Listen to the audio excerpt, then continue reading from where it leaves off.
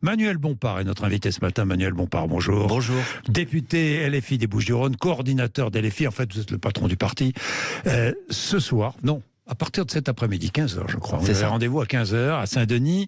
Les rencontres de Saint-Denis autour d'Emmanuel Macron, qui a convoqué, j'emploie le mot volontairement, qui a convoqué, proposé, allez, vous prenez quel mot? Convoqué ou proposé? Proposé, parce que vous savez, moi je ne réponds pas aux convocations du président de la République. Qui a proposé à tous les chefs de parti une réunion pour discuter de l'état du pays. Bien, pourquoi y allez-vous?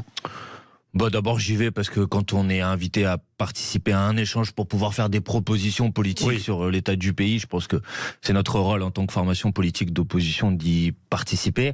J'observe d'ailleurs que le président de la République initialement n'avait pas l'intention d'inviter la France Insoumise. Oui, enfin c'est fait, vous êtes invité. Mais donc j'observe de manière positive qu'il a renoncé à une certaine forme de sectarisme qui semblait être son état d'esprit au début de l'été. Donc peut-être que l'été l'a fait réfléchir de ce point de vue-là.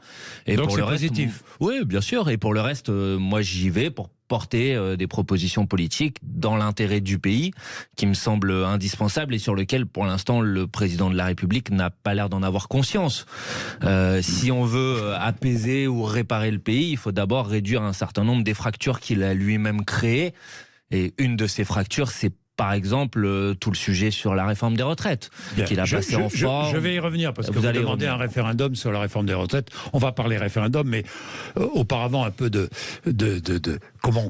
comment ça va se passer, j'imagine. Je vous imagine arriver, vous allez serrer la main de tout le monde là-bas, parce que j'ai vu qu'il y avait aussi, il y a le patron du Rassemblement national qui est là-bas. Oui, mais attendez, monsieur Bourdin, moi j'y vais pas pour serrer des mains. Ah bon, d'accord, mais vous allez serrer la main mais moi je suis poli, mais j'y vais pas pour serrer des mains, j'y vais pour faire des propositions politiques. Donc j'y vais avec mes collègues de la NUPES, avec un certain nombre de propositions politiques. Nous les ferons connaître, nous les ferons savoir, et nous essaierons tout simplement de défendre les idées qui sont les nôtres. Pas de photo, pas de téléphone, vous avez vu ça? Ça, manifestement, c'est les conditions qu'a mis le président de la République. Il nous a pas demandé notre avis.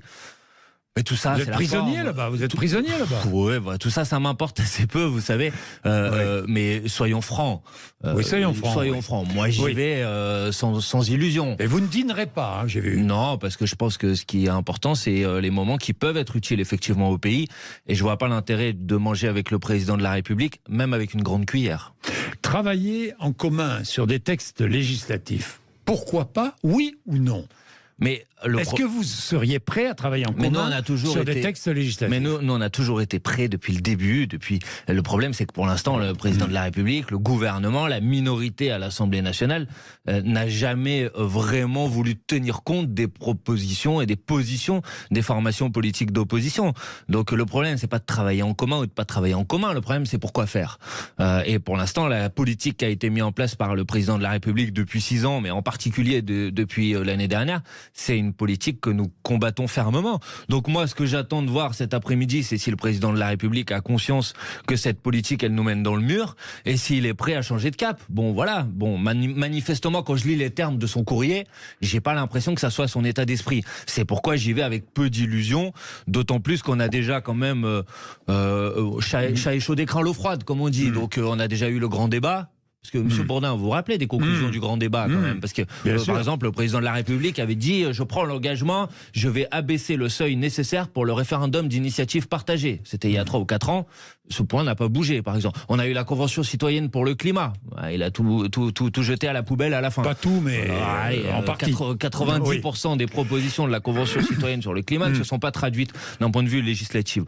Donc à chaque rentrée, on a le nouveau gadget présidentiel. Pour vous, c'est un gadget? Oui, bien sûr, c'est un gadget, c'est une opération de communication. Et si j'ai pas l'intention de participer en particulier au repas, c'est parce que j'ai pas envie d'être le figurant d'une nouvelle mise en scène médiatique. Alors, référendum ou préférendum? Alors, préférendum, c'est parce que je ne sais pas tout, vous non plus d'ailleurs. Un préférendum, c'est un référendum avec plusieurs questions sur plusieurs sujets. Ou un sujet Par exemple, l'environnement avec plusieurs questions. Et les Français pourraient répondre, par exemple, à rejeter, passable, assez bien, bien, très bien, excellent. Enfin, qu'est-ce que vous pensez de cette idée? D'abord, à ma connaissance, elle n'est pas constitutionnelle. C'est-à-dire, ou alors, si ce référendum serait organisé, n'est-ce pas un sondage grandeur nature? Il n'aurait pas de valeur contraignante dans ce cas-là. Non, donc tout ça me paraît être quand même... Non, mais c'est une façon de consulter les Français.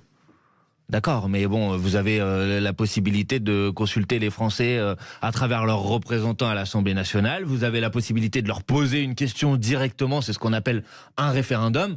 On peut pas faire non plus n'importe quoi avec notre Constitution. Donc, je sais pas. On aura peut-être plus de précisions cet après-midi. Je trouve ça assez étrange et assez curieux. Et surtout, j'ai bien le sentiment qu'on va vouloir consulter les Français sur un certain nombre de sujets en omettant de les consulter sur les sujets sur lesquels ils ont vraiment envie d'être consultés. Et c'est pour ça que je vous parlais tout à l'heure de la question des retraites. Enfin, écoutez, ça fait Sauf qu'elle sera en application vendredi. Mais on peut suspendre les décrets d'application. Oui, mercredi soir, vendredi, tout combat est possible. Perdu. N'est-ce pas un combat perdu? Non, je crois pas. Nous avons pris l'engagement, de toute façon, que nous continuerons cette bataille et nous la continuerons, même si à la fin la réforme des retraites passe, nous la continuerons, y compris en disant que nous nous positionnerons pour l'abroger une fois arrivé au pouvoir. Donc non, ce combat il sera jamais perdu. Mais là, le président de la République dit je veux consulter les Français. Donc il y aurait quand même quelque chose de particulièrement étrange à aller consulter sur plein de sujets, sauf celui sur lequel ils se sont mobilisés massivement depuis plusieurs mois. Il faut prendre au sérieux un petit peu les Françaises et les Français. L'inflation alimentaire, la répartition des richesses, n'est-ce pas? Est-ce que ce ne sont pas les sujets majeurs aujourd'hui? Si. On a dépassé la réforme des retraites. Est-ce que ce ne sont pas les sujets de la rentrée, de cette rentrée sociale? Ça me paraît évident que ce sont les sujets de la rentrée. Oui, vous avez raison. Avec l'inflation sur les produits alimentaires, avec le prix du carburant qui est reparti à la hausse, avec l'augmentation du prix de l'électricité de 10% au 1er août, et puisqu'il va y avoir la rentrée scolaire dans quelques jours, avec aussi l'augmentation du prix des fournitures scolaires. Ils ont augmenté de 11%, c'est ce que disent les études. Et face à cela, j'observe que le gouvernement ne fait strictement rien. Alors Gabriel Attal réfléchit à des achats en gros par l'État pour faire baisser les prix pour l'année prochaine. Hein. Écoutez, pour la rentrée franchement, prochaine. Mais c'est toujours. Vous avez une solution Bien sûr que j'ai une solution. Nous l'avons proposé à l'Assemblée nationale. C'est tout simplement la prise en charge intégrale par l'État des fournitures scolaires pour que l'école soit véritablement gratuite. Pour tous les Français. Jean-Jacques Bourdin, ça coûte 7 milliards d'euros. Je raconte pas d'histoire aux gens. Ça coûte 7 milliards d'euros. C'est un coût. 7 milliards d'euros, c'est 4% de la fortune supplémentaire accumulée par les 500 les plus riches l'année dernière en France. Bon, moi je considère qu'on peut mettre 7% de la fortune supplémentaire accumulée par les 500 plus riches de ce pays pour faire en sorte que nos élèves aient des cahiers, des trousses, des stylos pour pouvoir étudier dans des bonnes conditions. Sinon on dit l'école est gratuite, mais en vérité elle n'est pas vraiment gratuite parce qu'il faut payer pour les fournitures scolaires, il faut payer pour les voyages scolaires. Donc voilà ce que j'attends. Et d'ailleurs j'observe que le ministre de la Ville, ancien ministre de la Ville, Olivier Klein, l'année dernière avait dit qu'il était ouvert à cette hypothèse, qu'il allait l'expertiser. Vous allez en parler ce soir? Bien sûr que je vais en parler, ça sera une des propositions qu'on va mettre sur la table. Le problème du ministre de la Ville, Olivier Klein, c'est que depuis il a été limogé du gouvernement. Mais en tout cas, cette proposition, elle est toujours sur la table et je trouve qu'il serait raisonnable de la mettre en œuvre. Bien, mobilisation de l'intersyndicale contre l'austérité pour l'augmentation des salaires, c'est pour le 13 octobre. Vous manifesterez, vous êtes associés, vous Oui, bien sûr, nous appuierons cette mobilisation. Vous savez, les salaires sont trop bas dans ce pays. L'augmentation sur un an des salaires dans le secteur privé, comme dans la fonction publique d'ailleurs, est inférieure à l'inflation, inférieure à la hausse des prix. Pour les gens qui nous écoutent très concrètement, ça veut dire que l'ensemble des Français perdent du pouvoir d'achat, tout simplement, puisque leur salaire augmente moins que les prix. Et donc, ça fera aussi partie des propositions que je ferai cet après-midi. Le président de la République doit mettre en œuvre d'abord une augmentation du SMIC, parce que ça, c'est une prérogative qui est une prérogative de l'État. Il doit engager une conférence nationale avec les organisations syndicales. Le SMIC augmente régulièrement, légalement, 2 fois par an. Oui, mais de manière insuffisante. Enfin, je pense que si vous essayez aujourd'hui de vivre en étant payé au SMIC, c'est très compliqué face notamment à toutes les difficultés que vous avez pointées d'augmentation du coût de la vie. Donc il faut augmenter le SMIC, donc il faut indexer les salaires sur l'inflation, c'est-à-dire que les salaires doivent augmenter au même niveau et au même rythme que les prix, et donc il faut convoquer une conférence nationale sur les salaires avec les organisations syndicales, les syndicats patronaux, pour faire en sorte qu'il y ait des augmentations de salaires. Et il faut des mesures sur les prix, et je m'arrêterai là-dessus, mais franchement, quand j'entends encore Bruno Le Maire hier dire je vais demander aux industriels de l'agroalimentaire de faire des efforts, franchement, c'est plus Bruno Le Maire, c'est Bruno Demande. Ça fait 2 ans que toutes les... Ah non, je vais leur demander de faire un effort, je vais demander aux... Mais qu'est-ce qu'il fait concrètement comme mesure contraignante? Les prix alimentaires en 1 an et demi, ils ont augmenté de 22%. Dans le même temps, les marges de l'industrie agroalimentaire... Inflation 12%. Sur un an. Sur 2 ans, oui. 1 an et demi, 22% d'augmentation des prix alimentaires, et dans le même temps, les marges de l'industrie agroalimentaire ont augmenté de 70%. Que les gens comprennent bien ce que ça veut dire. Le premier facteur de la hausse des prix, c'est le fait que l'industrie agroalimentaire s'en est mis plein les poches. Et ben moi je dis qu'il faut des mesures contraignantes, des blocages de prix, de l'encadrement des marges à la baisse pour faire en sorte que les Français puissent retrouver un peu de l'air pour respirer. Vous avez entendu peut-être le ministre de la Justice. Vous voulez foutre en l'air la République ? La 5e République, je veux la foutre en l'air, oui. La 5e République, vous voulez la mettre en l'air? Oui, puisque nous sommes partisans depuis... c'est pas nouveau, hein, ça fait depuis 10 ans, c'est dans le programme présidentiel de Jean-Luc Mélenchon, que nous sommes favorables au fait de passer à une 6e République. Donc, de mettre un terme à la monarchie présidentielle, aux institutions de la 5e République, qui ont montré quand même cette année à quel point ils permettaient à un homme seul de décider contre le pays tout entier.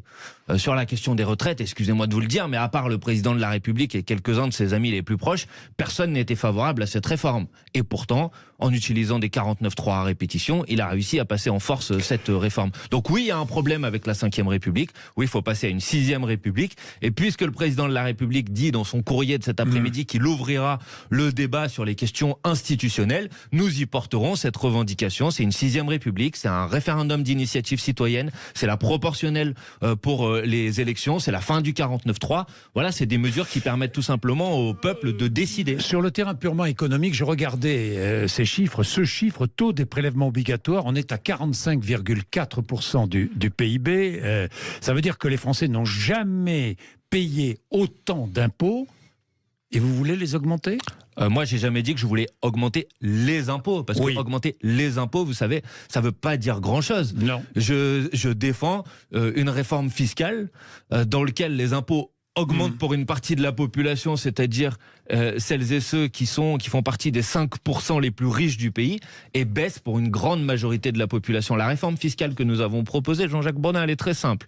Elle permet de générer 10 milliards d'euros de recettes supplémentaires pour l'État. Elle se traduit par le fait que 93% de la population paiera moins ou autant d'impôts qu'aujourd'hui. Mais oui, vous avez raison, il y a 7% des Français qui paieraient davantage d'impôts parce qu'ils ont les ressources pour payer davantage d'impôts, parce que tous les économistes vous disent aujourd'hui que l'impôt, en fait, il n'est pas progressif dans ce pays, qu'au-delà d'une certaine quantité de richesse, en fait, vous payez pas les impôts à proportion de vos revenus. Et donc, oui, je considère que les plus riches de ce pays doivent être mis davantage à contribution. Et il n'y a pas que moi qui le pense. Par exemple, vous le savez peut-être, Monsieur Pisani-Ferry, qui a participé à écrire le programme présidentiel d'Emmanuel Macron en 2017, dit que face à l'urgence climatique, il faut des investissements massifs, et que ces investissements massifs, il faut notamment les financer par une taxation des plus riches.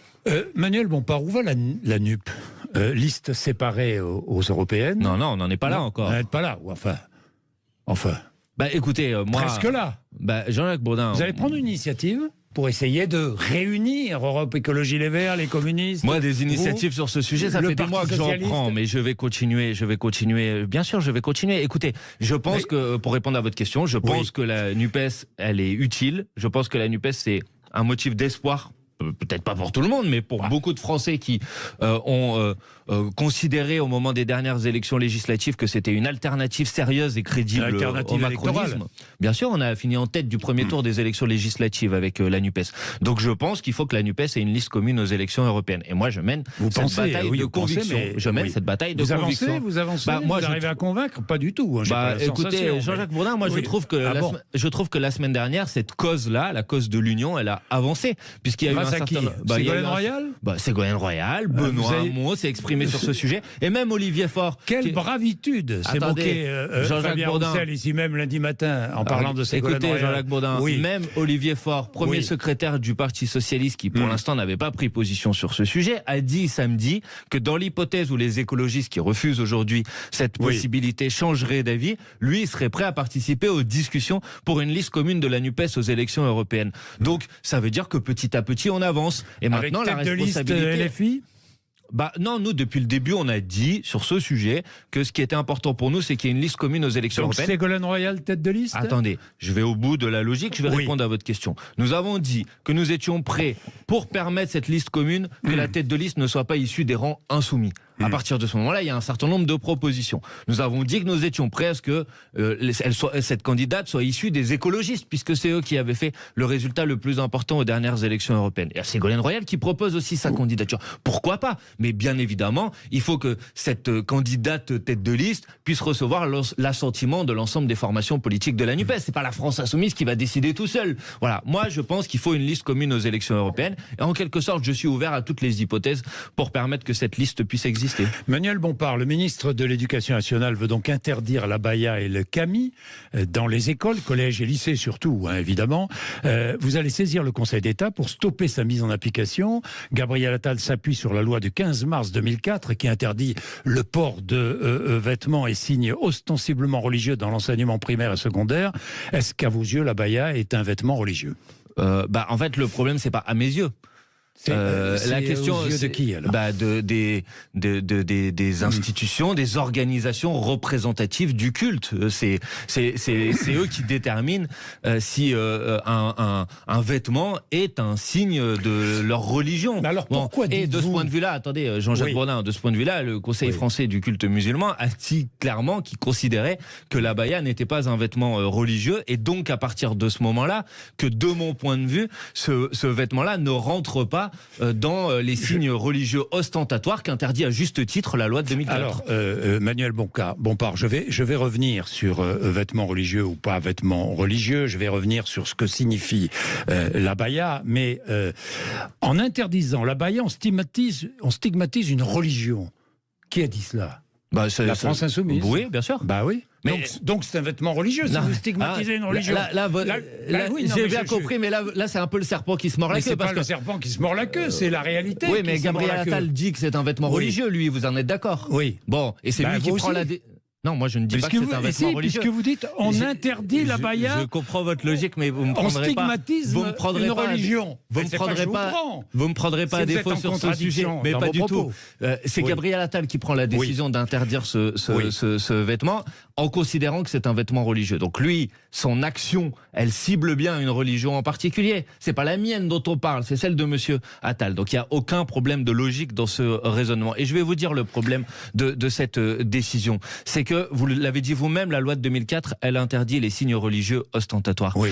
L'abaya ou le camis ne sont pas des signes religieux. La circulaire qui a été publiée à la fin de l'année dernière le dit d'ailleurs, circulaire du ministre de l'Éducation nationale dit l'abaya n'est pas un vêtement religieux, dit donc il faut déterminer quand elle est portée s'il est porté dans l'idée de porter ou d'affirmer une religion. Idée est-il porté ? Et pourquoi ce vêtement est-il porté ? Mais il faut poser la question à celles ou ceux qui le portent. Non, mais on ne va pas débattre si c'est un vêtement religieux ou pas. Effectivement, ce n'est pas un vêtement religieux, strictement religieux. Mais c'est un vêtement qui a une signification. Vous en êtes d'accord ? C'est un vêtement culturel. Que dit-il, ce vêtement, que dit-il ? Il dit que le corps est couvert. L'abaya, et évidemment c'est dit dans tous les textes musulmans, et c'est dit dans tous les pays musulmans, impose discrétion. Jean-Jacques Bourdin, aucun texte religieux de l'islam ne parle de l'abaya. Aucun. Non, mais puisque l'abaya impose... Ça n'existe pas dans la religion musulmane. Dans le wahhabisme, l'abaya impose discrétion et modestie pour les femmes, l'effacement du corps des femmes. Mais est-ce que vous l'acceptez ? Mais non, mais attendez, Jean-Jacques Bourdin... mais je vous pose la question, est-ce que vous l'acceptez ? Mais l'abaya, c'est une robe longue. Est-ce que... C'est un ensemble Non, l'abaya, c'est une robe longue. Qui laisse le visage et les mains découverts. Bon, donc c'est une robe longue. Bon. Une robe d'ailleurs, il y a un certain nombre de marques... il y a un certain nombre de marques qui vendent des robes longues, qu'il sera, et d'ailleurs c'est un problème à mon avis de cette circulaire dont on ne connaît pas encore les termes, et j'attendrai de voir avec impatience les termes qui vont être utilisés. Parce que vous allez m'expliquer comment on va faire pour distinguer une abaya d'une autre robe longue que peuvent mettre des jeunes filles si elles ont envie de mettre. L'effacement du corps des femmes. Parce que moi je vous parle pose la question sérieusement, Jean-Jacques Bourdin. Vous allez mettre des. Qu'est-ce que vous allez faire? Vous allez mettre à l'entrée des établissements scolaires des gens avec des mètres pour savoir si la robe est trop longue ou si la robe est trop courte. Écoutez, moi, ce que je dis. Par le dialogue, vous savez très bien que ça se fait par le dialogue aujourd'hui. Que demandent les chefs d'établissement? Ils demandent des clarifications. Justement, ils l'ont cette clarification. Il y a des clarifications qu'on peut faire dans un autre sens. L'interdiction de l'abaya, ils l'ont la clarification. Les enseignants approuvent très largement cette interdiction. Vous le savez bien. Non, les enseignants. Mais comment? Écoutez, 80% des enseignants. Mais les enseignants, ils demandent. Et même 53% des sympathisants de la France Insoumise. Maintenant, c'est intéressant parce que si vous voulez que ce soit les sondages que l'on fait sur ce que demandent les enseignants qui deviennent une réalité, j'ai envie de vous dire, c'est très intéressant. Les enseignants, ils demandent une augmentation de leur rémunération qui sont de 10% inférieure à la moyenne de l'OCDE. Peut-être que M. Attal aurait pu commencer par faire ça plutôt que d'aller agiter une situation même s'ils sont augmentés. Qui couvre qui couvre, M. Bourdin, 0,25% des établissements scolaires. Donc la première. On parle de 150. Mais tout n'est pas déclaré, vous le savez très bien. D'accord, mais moi je parle des signalements qui sont réels. Ils ne sont pas tous déclarés, établissements sur 60 000, ça fait 0,25%. Les enseignants, ils demandent d'abord, une augmentation de leur rémunération. Les enseignants, ils demandent d'abord qu'il n'y ait pas 3 000 personnes qui ne répondent pas et 3000 postes qui soient non pourvus au concours pour le recrutement. Ils demandent aussi l'interdiction de l'abaya. D'abord, les enseignants, ils demandent d'abord que les élèves ils aient des stylos, des trousses, des cahiers pour pouvoir étudier dans des bonnes conditions. D'abord, je suis d'accord avec vous. Mais la priorité, c'est ça. Je suis d'accord avec vous, mais je vous ai dit aussi. C'est peut-être pas une priorité. Ça, c'est votre. C'est pas moi. Mais vous avez le droit d'exprimer un point de vue. Il y a pas de. Ce sont les chefs d'établissement et les enseignants. Je vous en veux pas de le faire. Écoutez, Jean-Jacques Bourdin, la laïcité, ça doit être un facteur de paix et d'unité. Ça doit pas être un facteur de division et de stigmatisation. La laïcité n'a pas commencé dans la division. Justement, la laïcité a été mise en place pour mettre un terme à une situation de division. Vous pensez que la laïcité, c'est pas un combat de tous les jours? C'est pas une division de tous les jours, la laïcité? Non, un combat et une division, c'est pas la même chose, Jean-Jacques Bourdin. Ça entraîne des divisions, vous le savez bien. Mais vous avez raison sur un point, c'est que la laïcité est le résultat d'une histoire qui est une histoire de tension, une histoire de difficulté, une histoire de mise à distance de la religion qui voulait s'interférer dans l'espace public. Moi, je n'ai aucun problème avec ça. Je suis attaché à la loi de 1905, je suis attaché à la loi de 2004. Est-ce que vous n'êtes pas islamophile par électoralisme? Je ne sais pas, vous êtes en train de, là, si je peux me permettre de pointer de votre côté une contradiction, vous êtes en train de me dire que 80% des enseignants sont pour l'interdiction, que l'ensemble de la population est pour l'interdiction. Oui. Si j'étais vraiment électoraliste, je ne vois donc pas pourquoi je prendrais cette position, si j'en suis votre point de vue. Vous en êtes d'accord? Donc vous voyez, il faut arrêter avec ça. Électoraliste à 20%, oui. Non mais bon, donc le principe de l'électoralisme, normalement, c'est de dire la chose que pense une grande majorité de la population. Écoutez, moi j'ai des principes et j'essaye de les défendre tout simplement. Après, je comprends qu'on puisse ne pas être d'accord avec moi, mais moi je pense que c'est nécessaire de faire en sorte qu'on soit extrêmement vigilant à pas rentrer dans une logique de police du vêtement de laquelle, à mon avis, on sortira jamais, tout simplement. C'est une police du vêtement. Je pense que vous allez avoir, je regarderai avec attention comment va être. Je pense que quand la France égale l'Iran. Mais je n'ai pas dit que la France était égale à l'Iran. Mais quand vous commencez à devoir réglementer la longueur de la robe acceptable, la longueur de la jupe, les crop tops, etc., je dis attention, à mon avis, on rentre dans une logique qui touche d'ailleurs toujours le corps des femmes. Et je dis les femmes dans ce pays doivent pouvoir s'habiller comme elles le souhaitent. Un mot pour terminer. Je lis, vous avez vu la jeune femme qui a été attaquée par Médine. Non, je ne sais pas de quoi vous parlez. Rachel Kahn. Ah, pardon. Rachel Kahn. Dans Le Monde, elle dit... Non, attendez, Jean-Jacques Bourdin. Vous parlez de la jeune femme qui a attaqué Médine en le traitant de déchet et sur lequel Médine a répondu, c'est ça? Oui, Rescanpé. Oui. On est bien d'accord. On est d'accord que juive et petite fille de déportés. Non mais d'accord, mais on est d'accord que c'est elle qui l'a traité de déchet. Vous en êtes d'accord? Médine. Non, parce que je précise la manière avec laquelle on entre dans le sujet. Médine, un multirécidiviste des paroles de haine, il fait ses excuses et à chaque fois il revient avec un nouveau truc. La quenelle, les attaques homophobes et antisémites, la laïcité. Il y a des mots qui sont des délits, ce n'est pas négociable. Dit-elle dans Le Monde. Si des mots sont des délits... Vous la soutenez ou pas? Écoutez, je vais être très... C'est un délit? très clair. Si des mots... Rescan-P, c'est un délit ou pas? Si elle considère, c'est pas à moi de juger si quelque chose est un délit ou pas, c'est la justice. Donc si Rachel Kahn considère que le tweet qui a été fait par Médine est un délit, je l'invite à porter plainte. Caractère antisémite à vos yeux ou pas? Puisque l'antisémitisme est un délit et que c'est puni par la loi. Bien sûr, c'est pour ça que je vous pose la question. Pour le reste, Médine a donné un certain nombre d'explications sur les raisons de ce tweet. Quand il fait ce tweet, si on en croit en tout cas ce qu'il dit, il ne connaît pas les origines familiales et l'histoire familiale de Madame Kahn, et à partir de ce moment-là, son tweet déconnecté de son histoire familiale me semble clair et n'a pas de connotation antisémite. Il a un caractère antisémite, non? Vous dites non.